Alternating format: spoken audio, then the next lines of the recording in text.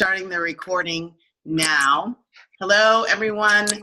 Welcome to the Hartley Center for Mindfulness and Self-Mastery. I'm Valerie Shepard, and I am really excited to welcome you to this little preview master class. It's happiness in the midst of chaos is our topic tonight, and I think it's hilarious that when we put chaos in the title, it seems like a little bit of chaos has been created around this. Oh, somebody's texting me. They're trying to get into the call.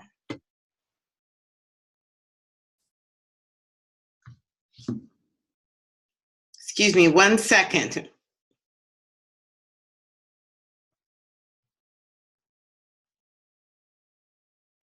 You could shoot out a group email if you have all that available and say, hey, we're here. Already done it. You're so good. I'm not sure, Daisy, if we need to check on that and see.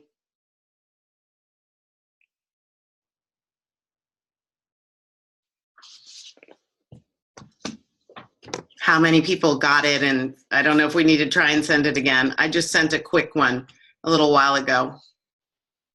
Okay, so we're gonna get started though, and the great thing is we're recording, high recording, and so we'll be able to send this to people, and then if I would like to do a second one, I'll do a second one. We'll just see how it goes.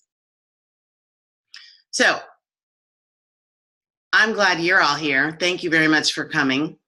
The Hartley Center focuses on creating self-mastery, which I define as mastering yourself and your life so that you can exquisitely manage whatever your life sends your way.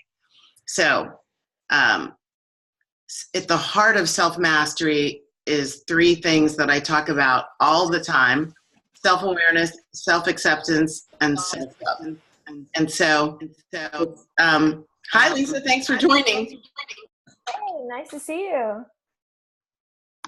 I'm gonna mute you because I can hear myself.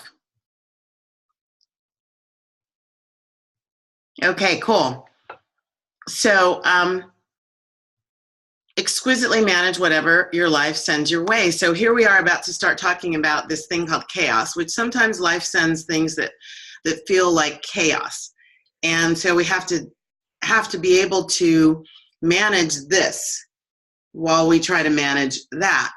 And what's interesting is many people are so focused on that, there's nothing going on here. And it actually, this is the centerpiece. This is what has to be managed the most, has to be mastered the most. And when this piece is all mastered and managed exquisitely, then everything else kind of lines up behind it. So I looked, I'm a person who loves quotes. And so I looked up a couple quotes, and I'll talk about them in a minute. I do want to share my screen, though. For those people who don't know me, I wanted to show a slide that would help you get to know me a little better. So I'm going to do that really quickly.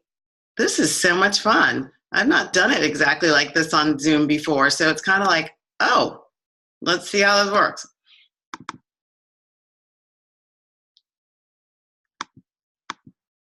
So you're in this masterclass. We're going to spend a little bit of time talking about happiness in the midst of chaos.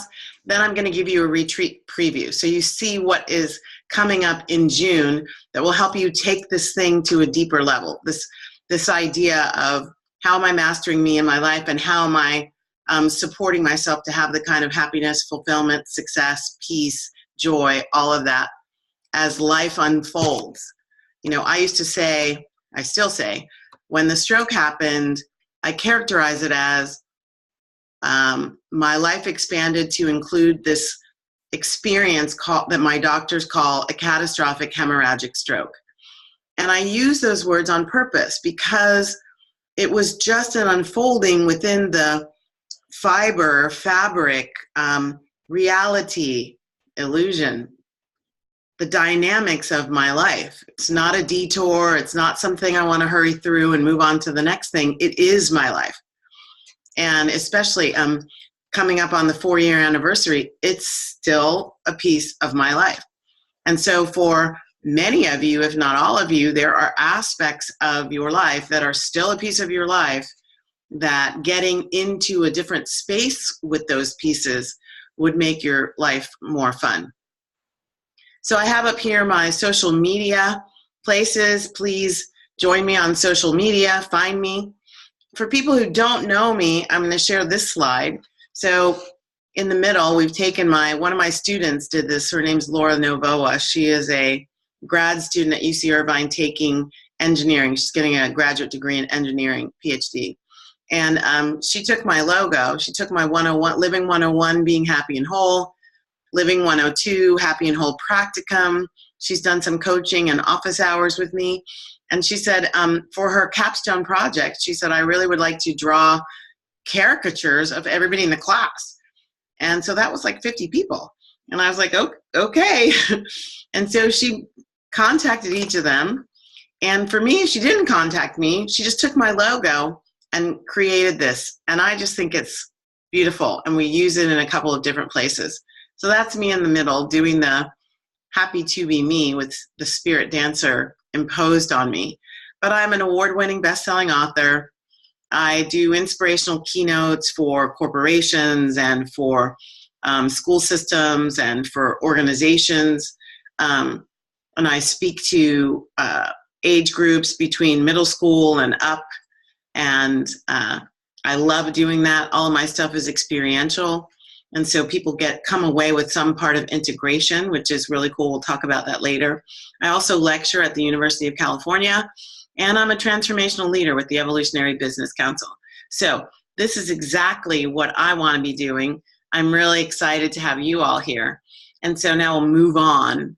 I'll stop sharing my screen, and we'll move into this question about happiness in the midst of chaos. So I love these quotes. Here are a couple of them. Just allow them to kind of percolate, see what happens when you hear these.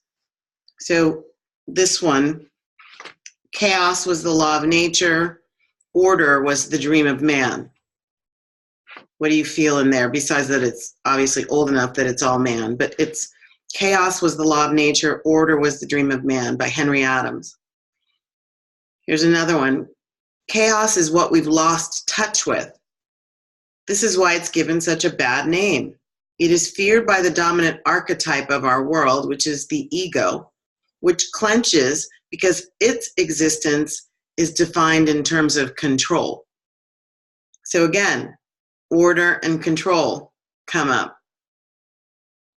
That was by a gentleman named Terence McKenna.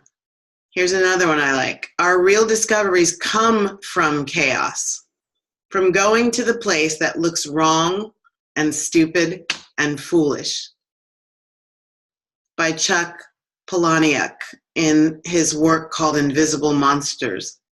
And what I like about that quote is that this idea of what we label things sort of comes up in there. What looks stupid and wrong and foolish might not be that if I didn't label it such. And here's the last one from Anais Nin, who's a beautiful author. In chaos, there is fertility. Fertility. I love that. How do those hit you all? Anybody want to unmute and chime in? I'll go. The first one felt, my initial judgment of it was, oh, that's wrong. It feels wrong. Because I almost, it just felt wrong. I'm not even sure how to explain it. The second one felt better. And it was kind of like a progression, each of those, to me, that sort of spread the seeds and left open possibilities like they could all be woven together, like a tapestry. Beautiful. Anybody else? Lisa, I see that you've typed into the chat box. Can you unmute and just share, girlfriend? Yeah, absolutely. I love this idea of fertility being in the chaos, because it's so often that the deepest, or let's say the darkest night that we have, the dark night of the soul, so to speak, is also often that seed that winds up being the transformation that empowers our lives. Or as an entrepreneur and also transformational leader, every single colleague I have, it's that dark night of the soul that literally catapulted them into doing their life's work. And so I just love that the idea of the fertility being in the chaos. That's beautiful. And Lisa, you're a relationship expert. So I can imagine that when you are coaching couples, that there's some who are experiencing whatever their form of chaos is, right, in their relationship, that there is some brilliant fertile ground there from which you can help them build what needs to happen next. Absolutely. And it's that chaos that actually serves as that great lesson for them to be able to say, oh yeah, I remember what that's like, and we can move away from that. Now, what is it that we want to move toward? And what do we need to move, and what needs to happen differently? Who do I need to become a better version of myself, for the most authentic version of myself? And how was I not that in those moments of chaos? Yeah, absolutely. So on point with where we're going. So when I talk about this whole idea of happiness in the midst of chaos, because right now a lot of people see it as chaos here, happiness gone, chaos gone, happiness here. And that you can do life that way. I did life that way for 40 years. And when I finally woke up, what I discovered was that model, that operating system, as my colleague and transformational teacher, Jennifer Huff, puts it, that operating system that I was in was doing an either or, zero-sum game. The outside world is what's going to dictate my happiness. So here's the dynamic. Is the characterization of the experience serving the experience to serve you? I'll say that again. Is the characterization of the experience, you're choosing that characterization, serving the experience itself to serve you? So what you heard Lisa and I talking about is that I come from the space of my life is happening for me, not to me.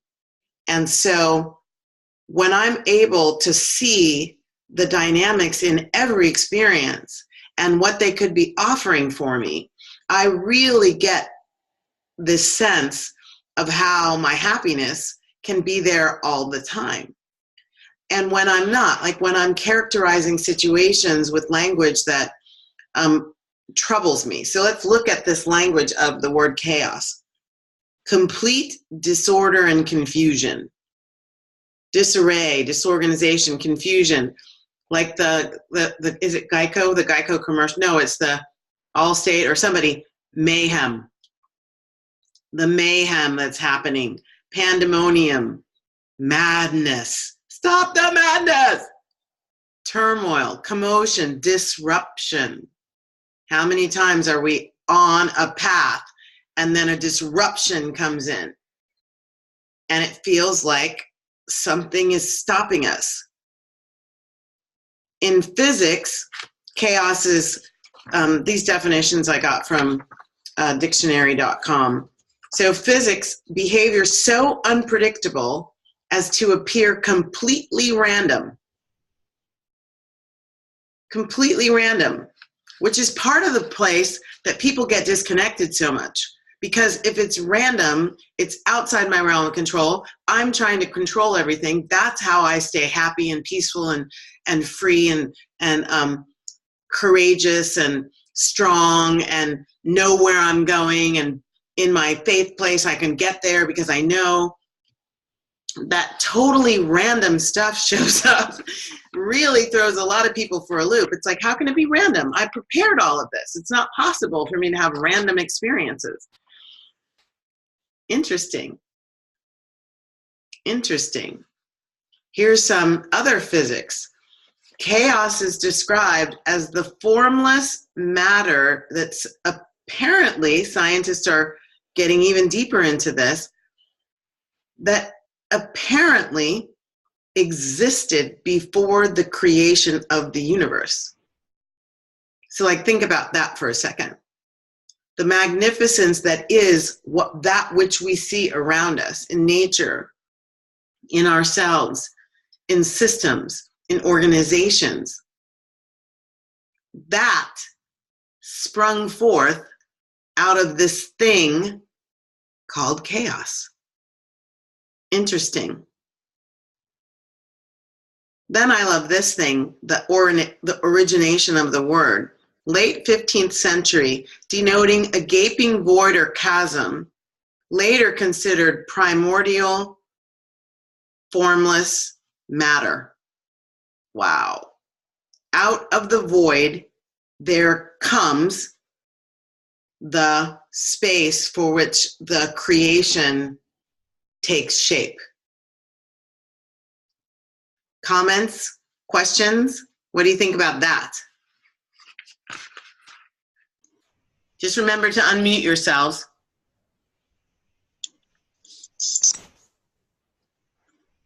Kind of confusing for me to Yeah, understand. Yeah. When you brought in like the whole science part of it, saying that it was an the last definition is where I was like kind of lost. Formless primordial matter, meaning it doesn't really have form, but it has substance. So it has to be energy.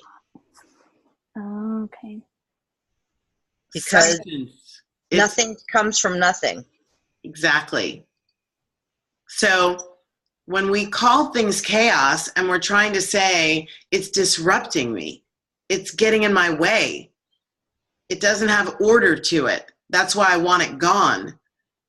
Like, I wish this chaos would stop the madness. If we change the way we actually receive the experience and the energy of chaos, we might change how we actually go through the experience of chaos. So like tonight, I think that my end screwed up something because several people registered and they're not here. Maybe they registered so they could get the recording. I'm not sure, but they're not here.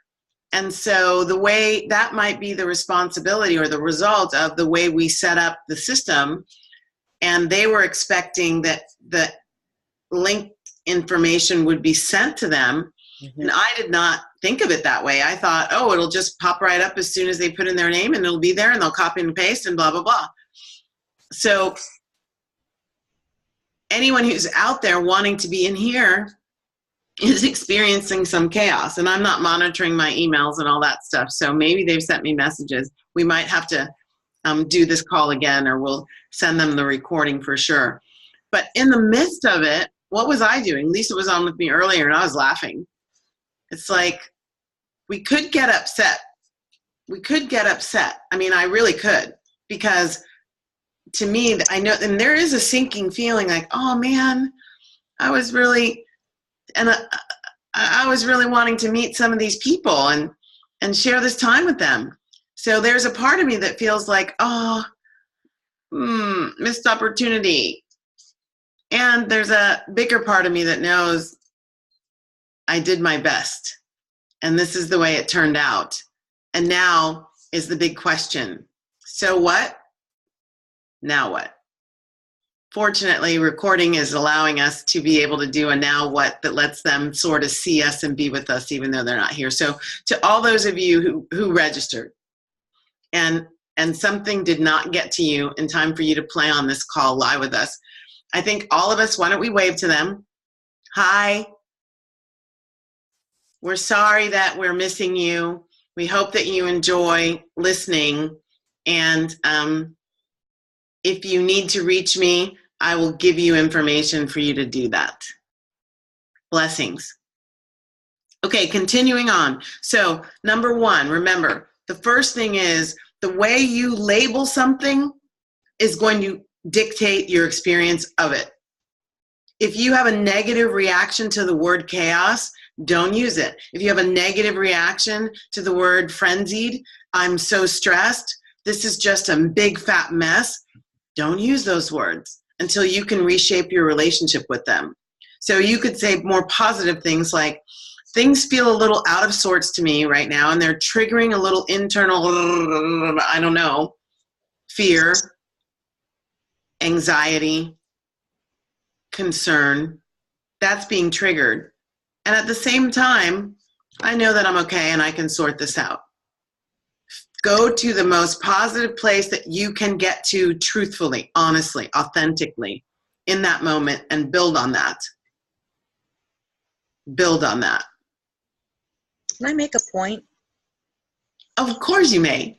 Thank you. I looked it up too because that's what I do.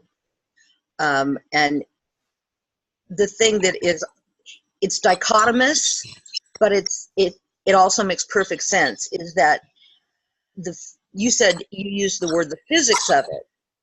So, and we think chaos is, it's got that whole, like anarchy thing about it. It's actually a form of mathematics.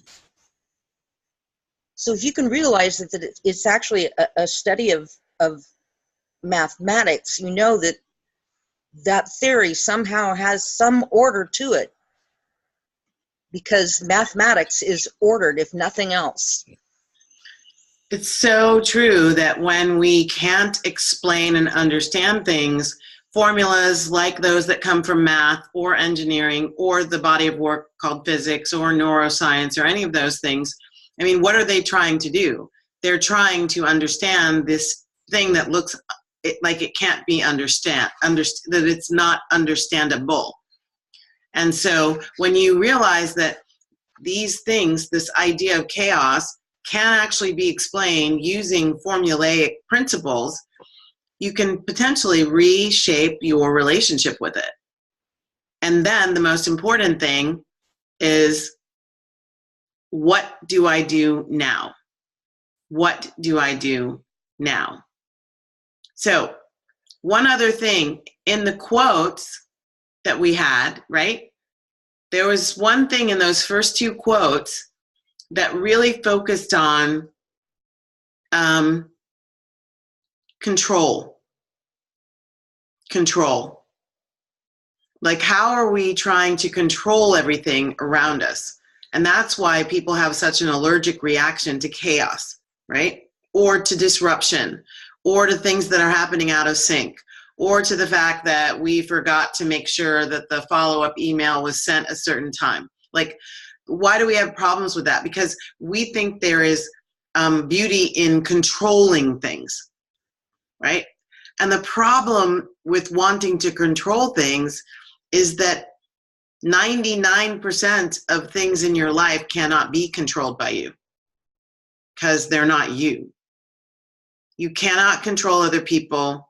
You cannot control nature. You cannot control situations and organizations and collectives and big institutions. The only thing you can control is you. You. And so one of the things that can help you when you're dealing with where's my happiness in the midst of chaos is check in on how much are you trying to control everything. And then ask yourself, okay, I'm trying to control everything. The most important thing at that moment, the so what, now what? So what if I'm trying to control everything? Now what? What is the reason why? Why do you have a need to control other people? So for me, this experience for me showed up with, I wanted to be the leader of everything. I wanted to set everything up. I wanted to fix people. And what I've discovered through the work that I've done on the inner sanctum, that my need to control was all about my desire to feel safe in the world. If I'm making all the dots connect, if I'm trying to quote unquote make you take the next step and go to the next level, if I'm doing that and you do it, then I'm safer around you. I'm less vulnerable. We're closer together. If I do that with my teams, then I know the work's going to get done the right way, and therefore my flank is not exposed with the people above me in the hierarchy. If I try and control everything that goes out into the marketplace when I was a vice president of marketing, dictate it, make sure everybody's doing their job, sort of micromanage, then I'm safe. So I know that part of my controlling nature was coming from feeling very unsafe in the world. That I know, as I traced back, kept asking, why was that a big deal? Traced it back to being a Black woman, Black child born in the 1960s, and feeling that the world was out of control. And the out of control nature of the world showed up as, I'm not safe in the world. Then the question is, but is that true right now? So it's like going back to find the understanding and then coming back into the present moment. Is that really true right now? So I encourage and invite you there. We're down on two things. Number one is, how are you labeling what you're going through? And if you change your label to something more positive, would your experience change as well? And the answer is yes. Number two, if you're upset about chaos because you're not able to control things, and it's a reminder that you're not able to control things, then getting your understanding of why you need to control things is really going to serve you in the longest run. You need to understand that, because otherwise it's just going to keep coming up. And how much of that can you let go of and reframe in order to have a different experience when things that you can't control are sort of, going off the rails? And then the third thing is this whole idea of an equation. And this equation has to do with understanding that external stimuli don't have power over you until you give that external stimulus the power. Waiting for external stimulus to change so that you can say, I'm happy, or I'm peaceful, or whatever else, I'm connected, I'm okay, I'm safe. In that story I told, I'm safe because they did what I told them to do. Like, if we wait for the external stimuli to change before I claim my highest self, then that's called, in the law of cause and effect, that's called being at effect. That means the cause of my situation is outside myself, and all I can do is just take it. So something else caused a disturbance, and now that disturbance is preventing me from having what I want. That disturbance is more powerful in my life than my choicefulness is in my life. So that's called being at effect. Being at effect. And when you're at effect, you completely walked away from your power. The power to have the experience the way you want to have it. So this equation can help you. It's E plus R equals O. E plus R equals O. So if you think of E, an event, situation, circumstance, whatever that is, plus R, you have two options for R. The empowered option is response. Event plus my response equals O. Or you can have the disempowered R, which is reaction. Event plus knee-jerk reaction leads to O. And O is the outcome. So the outcome is dependent on what I do in response or reaction to the event. I talk about a response So think of the word responsibility as one word. Personal responsibility is what we're talking about here. And you can split it into two words, response-ability. So when I'm in the empowered self, when I'm looking at what's going on, staying in the present moment and looking for my options and remembering that it's all just a choice, I'm in my empowered higher self. I have the ability to respond in a way that serves me and serves the situation. When I'm in reaction, I'm being run by the past. Something got triggered from the past by the event, and it runs away with me. And this often happens where, you know, you get a few minutes past it and you're like, oh my God, what did I just do? I can't believe I hit send after I typed that email. Yikes. I can't believe I said that. Have you ever done anything and you look back and you go, I don't even remember saying those words. But the problem is those words were said and it's too late to take them back. Have you ever done it? I have. It doesn't feel so good. So that's where the reaction, I'm really at effect because I'm reacting. I'm not present. I'm not choosing. I'm not noticing. My subconscious or unconscious mind just railroaded me into another situation. Now I have a new equation with the E is not so great. The circumstance, not so great. When we do the responsibility, the respond to the situation, I call it an outcome plus a big capital H, exclamation point, exclamation point, exclamation point. Happiness. Why? Because I responded. I stayed present. I brought the best of me into the situation. I looked for the real joy, the beauty, the peace, all of them, what I call the real life juju in the middle of the situation, and found it. Real happiness is truly dependent on one thing, not the E. Real happiness is dependent on the R. Real true happiness happens when I am in my conscious mind and my open available heart and choosing how to respond in every situation. Got it?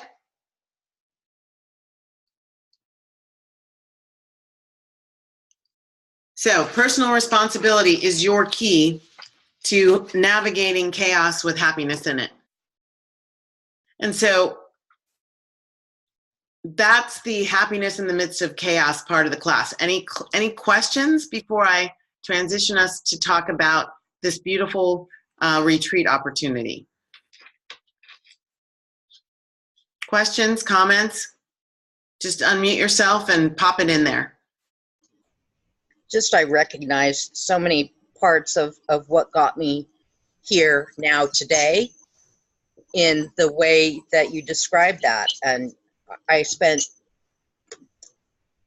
years, you know, I started in this place and I was so happy and so gratified and felt so great about what I was doing. And then things changed and the way I reacted to things changed and it was chaos. And had I not gotten out of that situation and the way I reacted to everything, because that's what I did. I reacted. I can't imagine the state I would be in now. I can't even comprehend it. So it's resonated wholeheartedly with me in that regard. Thank you. It is really powerful wisdom that when embodied, you see an amazing shift pretty quickly. Like to be able to, I call it claim myself in the middle of a circumstance that could run away with me if I let it. But to claim myself and to stand in my power during it and then still come out on the other side with some options. I mean, it is just really awesome. So thank you for sharing that, Lisa. There are two Lisas here. So Lisa Denon Young, you look like you wanted to say something. Oh, I just love this as an equation, especially because Eros, love. That's beautiful. And I teach this with my clients as well in a different way. It's one of the four, what I call the four major resources. And what I found for myself when I first learned about this principle, so for any independent women who are free spirits and adventurers and explorers like me, just the word responsibility was triggering before because of the frame I had for it, like responsibility. Oh my gosh, I have things I have to do. Oh no, They're that was depending on me. chaos in my mind. But enabling myself to reframe it and to see this word as, oh, this is my ability to choose. Responsibility doesn't mean things are getting piled on my lap that I have to do, or some big to-do list I need to check things off. But this is actually my opportunity to not control the situation, but to claim the certainty within myself.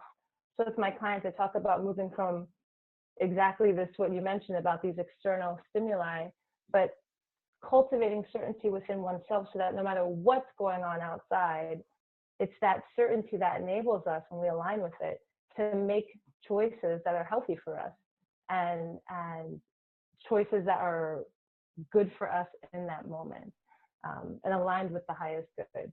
So I just love how simply the E plus R equals O, and which R are you choosing? I absolutely love that. Thank you for sharing that. Thank you. Thank you. I'm glad it connects to your work, because I know what you're doing is helping many hearts heal. So thank you for what you do in the world. Appreciate that. Thank you. I very much like how you talk about chaos being a positive thing. Like, chaos doesn't need to be a negative thing, and it's about embracing the chaos around you instead of like fearing it or being afraid of the chaos, just like take it all in and enjoy it. It's all this change around you and it's the chaos surrounding you. Just like, I don't know, it gives you excitement. So. Well, I mean, think about it. Thank you so much for that, Daisy. And also think about it. So like, let's name some chaos. So I'm sitting, especially here in Southern California, I'm sitting on a freeway and it's jam-packed. Like, I could get upset and rail about that chaos showing up while I'm trying to get somewhere. Or I can say, okay, well, this is what is. So what, now what? Do I have a book on tape? Is this an opportunity for me to stretch and call myself into a different relationship with waiting? What's happening in nature right now around me? What does this pause? You could see a traffic jam as just a pause. Is it a chance for me to close my eyes and get a couple quick breaths in before the traffic starts again? What would happen when you're waiting in a line at the grocery store and you're like looking around the person in front of you and checking your watch and like, come on, what's taking so long? And looking around the store to see if a faster line. Have you ever done that?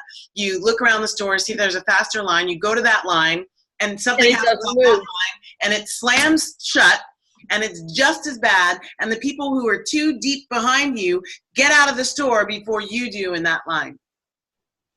Yeah. Interesting how we, in our own reaction to the chaos, actually create deeper chaotic experiences for ourselves. And sorry. That's okay. And so in those moments, when we can use that responsibility and say, okay, I think I'll stretch. Maybe I'll use my cart. This is what I do. I use my cart and I stretch my legs. I had a couple of women the other day go, I never thought of doing that when I'm standing in line, but that could help me do a couple of things if I don't have time to go to the gym later.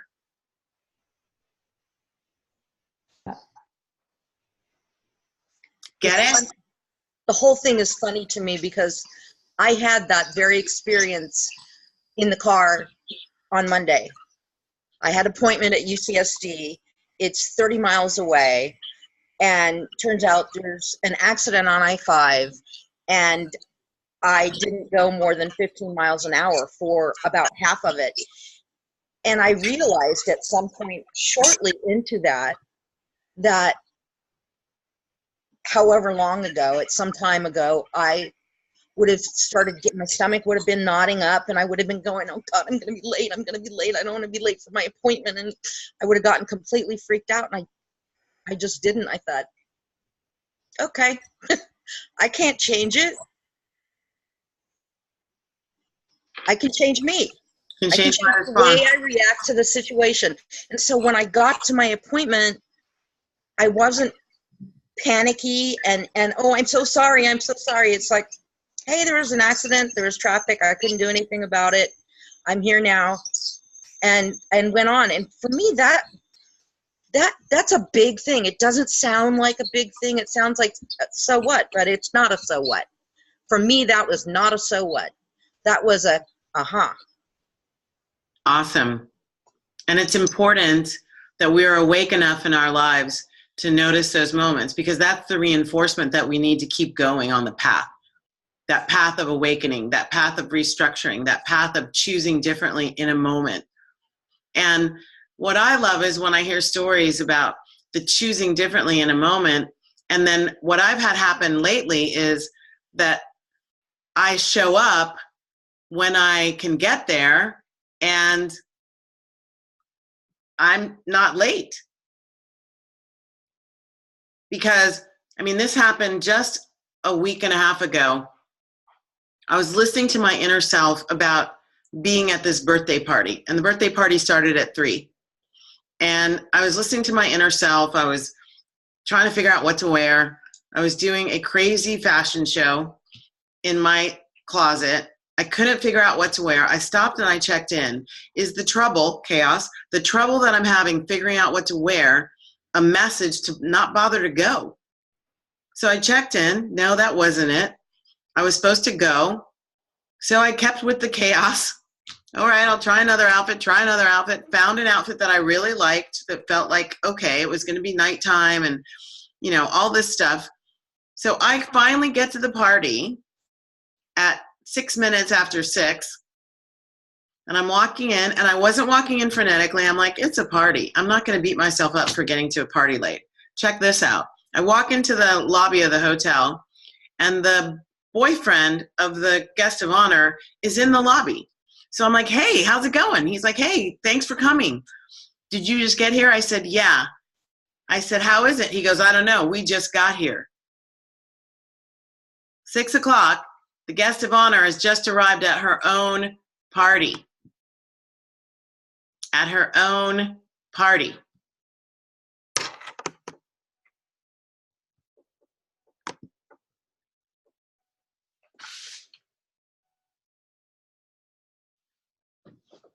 Can you all see me?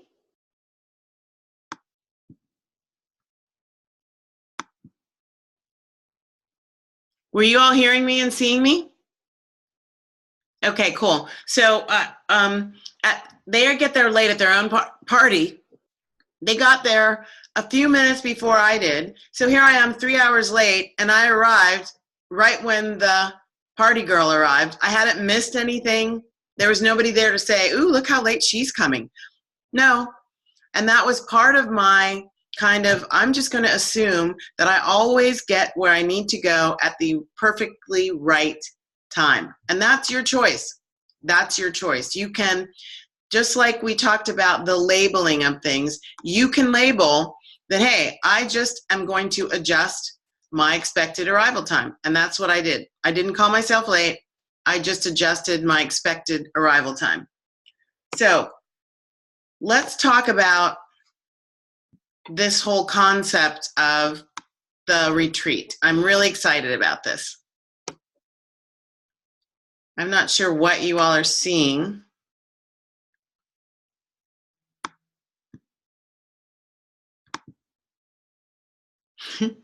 What are you all seeing? I've got your slide and then your list of slides over on the side. Okay, cool. Now I've got just the slide. Okay, so the retreat. Here's what I'm really excited about. I'm really excited about announcing this. The 4-year anniversary of the brain hemorrhage is on June 5th, 2019. That'll be a 4-year anniversary celebrating the journey to wellness, total wellness, from a catastrophic hemorrhagic stroke that, you know, some people say should have killed you. The doctors say it's unusual to survive what happened in my brain. they, when I first woke up, were calling me a miracle child. And they told my mom, we can't say how long this is going to happen, but what she's capable of doing right now is miraculous. And so I think that's worth celebrating. And I'm very excited because my mission is to support the planet to raise its consciousness. And so people look at me and what I've gone through, and they wonder how I've been doing it. And I've been on radio shows, and articles have been written, and I've written a few blogs about this whole journey and how I've been doing it. And out of that has come this talk that I do. I do it as a keynote, and I have done it as little breakout workshop sessions. And I've always wanted to do it as a weekend retreat. And so now, through the generosity of 1440 Multiversity and coordination with them, that's happening June 13th to the 16th in the Redwoods of Northern California, in a place called Scotts Valley, between Silicon Valley and Santa Cruz, is a beautiful retreat center called 1440 Multiversity, and that's where my retreat, This Is How You Soar, Creating Transcendence in Everyday Life, will be happening. This retreat is right for you if some of these conditions are true in your life. Things are good or fine, but you want more than that. Like a lot of people, how are you doing? Good.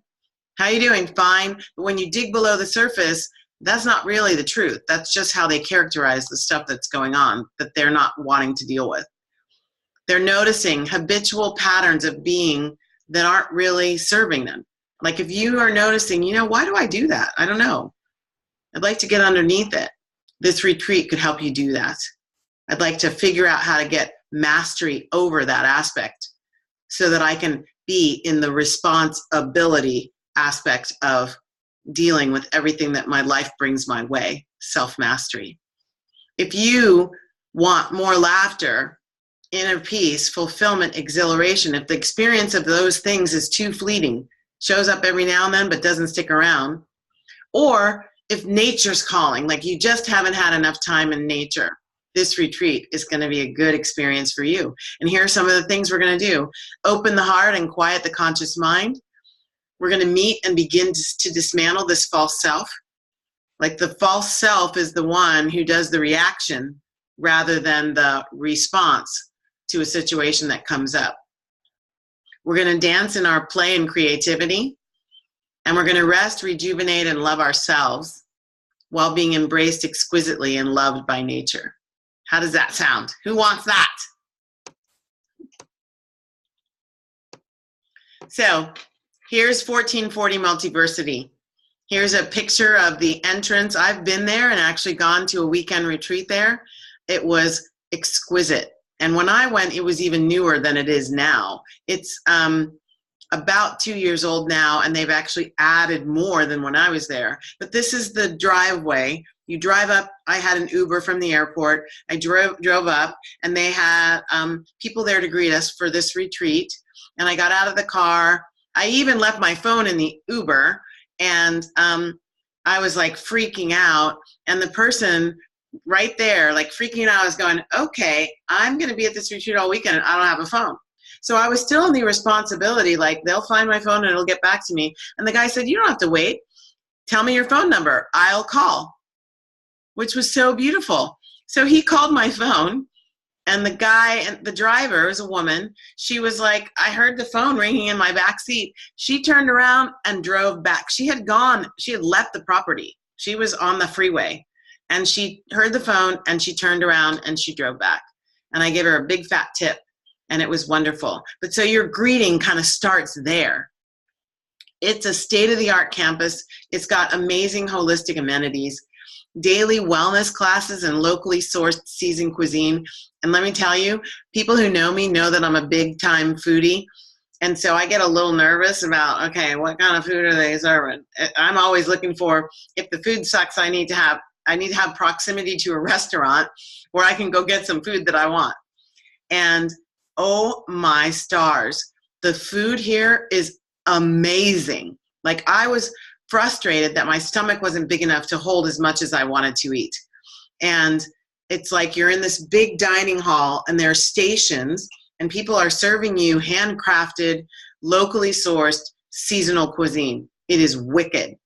And then you have access to massage, energy work. There are beautiful trails, an infinity pool that was so delicious, and a whole lot more. It is a great place to do inner work surrounded by this other stuff that sort of supports you to let go, supports you to spiral up, supports you to drop into the juiciness of who you are. Here are some pictures. So this is one of the yoga classes.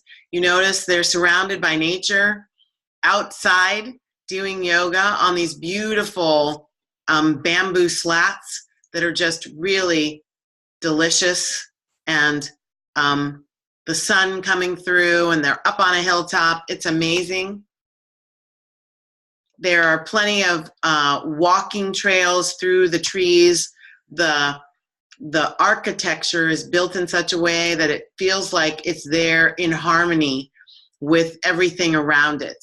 And you can just stand and meet people from our retreat and from other retreats that are on the property.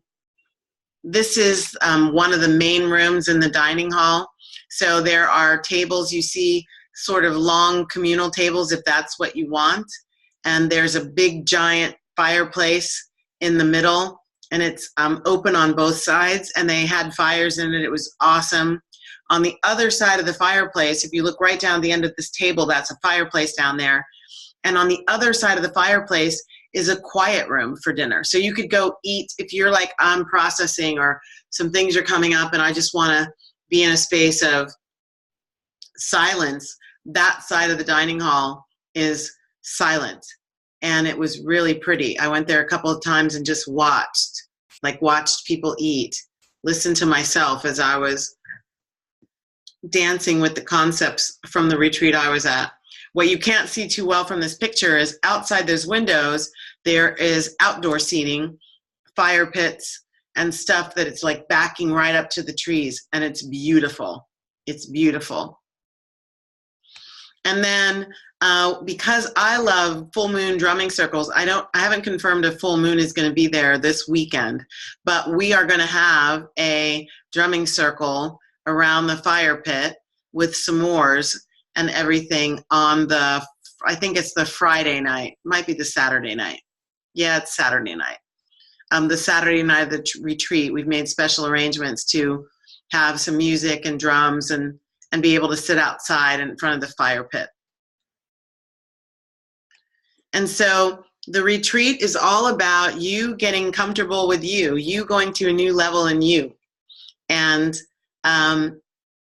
it promises to be something exquisite, and I would love to have you there. I'd love to welcome you there. If you know that you want to register, the way it works, you can go to the website and see the details. If you're going to register, when you decide to register, I really would encourage you to call the 800 number to register. It's a lot easier. It's what I'm hearing, and I don't have any control over this, so this is the response to chaos.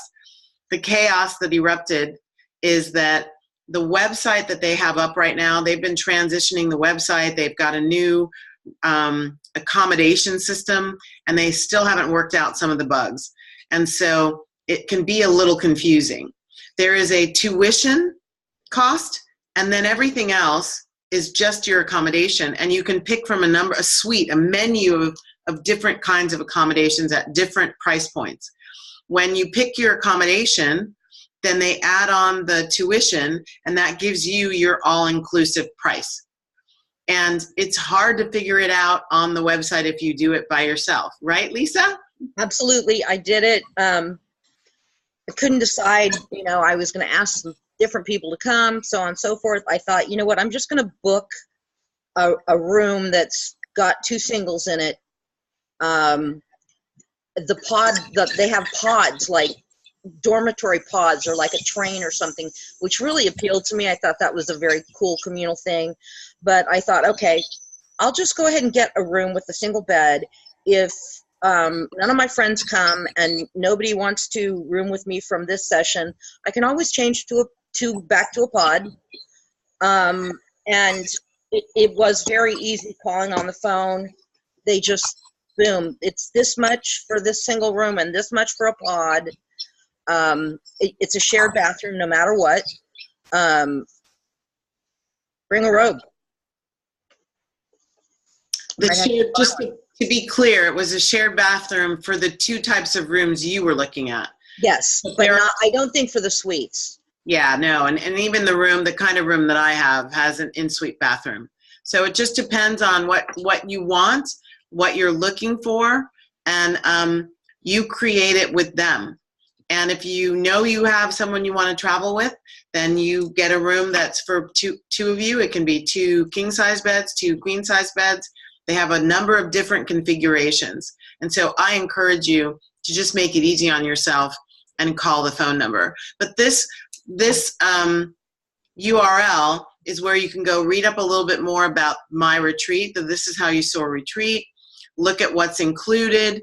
One thing that I don't think has been updated on the website either is that everyone gets a copy of the book. So that's included in the tuition. So you all get a copy of my book. This is Living Happy to Be Me, Dancing Your Soul Lifestyle. We'll be doing some of the teachings from the book, and the rest of it is on this URL on the website, and you'll get plenty of information. And when you're ready to register, you just call the 800 number and they hook you up. People tell me, I've talked to a couple other people who've registered and they said it was like less than 10 minutes. It was really simple. And that was a decision around with dealing with the chaos. I just decided, you know what I'm going to do? I'm going to tell the people who are coming for me, just call the number. And they said, we're totally fine with that. So that's it. We've done our Happiness in the Midst of Chaos class. While we've been experiencing some chaos, we've talked about the This Is How You Soar retreat that has its own little bit of chaos going on with the reservations and accommodations. And we're actually living the principles that we just talked about while we're dealing with whatever's coming up. And so my intense desire is that this served you to see the possibilities of this kind of transformation. And I wholeheartedly invite you to come help me celebrate. We're going to have birthday cake, celebrate the 4 years of this new lifetime that started from the stroke, and bring it in with lots of joy and some personal transformation and self-love and self-acceptance too. So that's all I have. I thank you from the bottom of my heart for being here and giving this time over to this topic. And I want to open it up for questions or parting comments while we're still recording.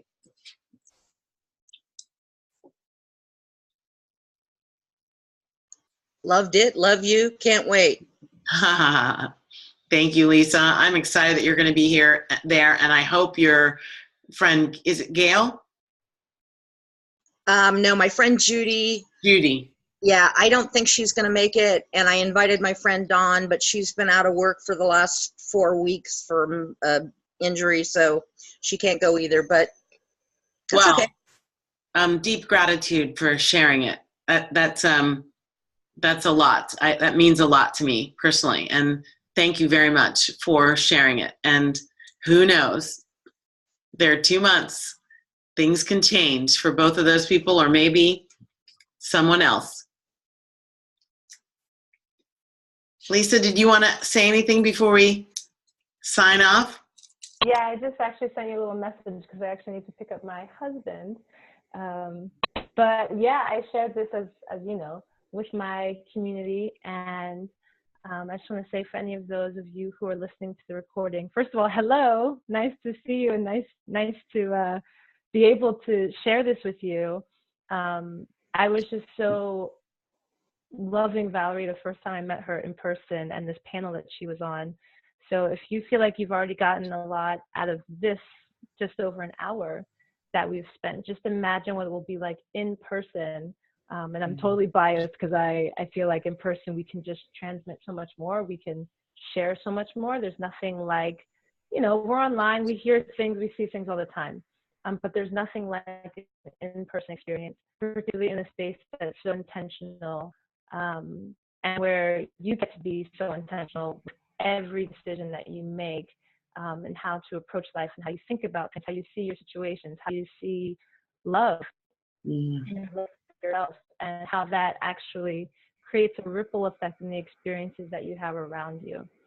So I'm absolutely excited to be there and support and join. And if you have any questions about it, feel free to message me, and I'm happy to put you in touch with Valerie. So thanks, Valerie, for this. Thank you, Lisa. And I love that part that you said about the, you know, like the being there in the intention of it. The energy just gets ratcheted up with everybody in that same space of, I'm here for myself. I'm here to transform and to also love on myself. And there's hugs. Yes. Yes, indeed. There are hugs. Nice. Yeah, so much more can happen in community than we realize often. And especially when, you know, as humans, we have shared experiences, and it's so easy for us to feel like we're all alone. It's so easy for us to feel like, oh, this crazy thing, this maybe chaotic thing, this thing I'm not happy about is only happening to me. And when we get in shared spaces together, we realize that these are threads of the human experience, and it feels good to be able to process together and to be able to reflect and to mirror other situations and support each other through the situations. And that's why I'm so happy to do this with you, Valerie, just supporting you on your journey as well. I didn't actually realize this was your 4-year anniversary. So that's great. I'm stoked about cake and birthdays. Oh yeah, so that's exciting in itself. Yes. Yeah. My husband's asking if there will be a party bus to a club. Oh, that's right, because he's going to be there. Yeah, I know. I'm going to drag him right along. Awesome. Well, you know, the restaurant on site serves alcohol, serves wine and beer, really good wine and beer. So the party bus doesn't have to go too far. Okay, I just want to wrap it up here. I want to say thank you to everyone who took the time to either be here live with us or to watch the recording. For those of you who were expecting to be here live, I would like to just deeply apologize again for the little bit of chaos that has shown up and made it impossible for that to happen. I really encourage and invite you to call me if you have questions, or call Lisa, and we would really love to welcome you to 1440 Multiversity, June 13th to the 16th of this year. So many blessings. Thank you so much. And I'm going to stop the recording now.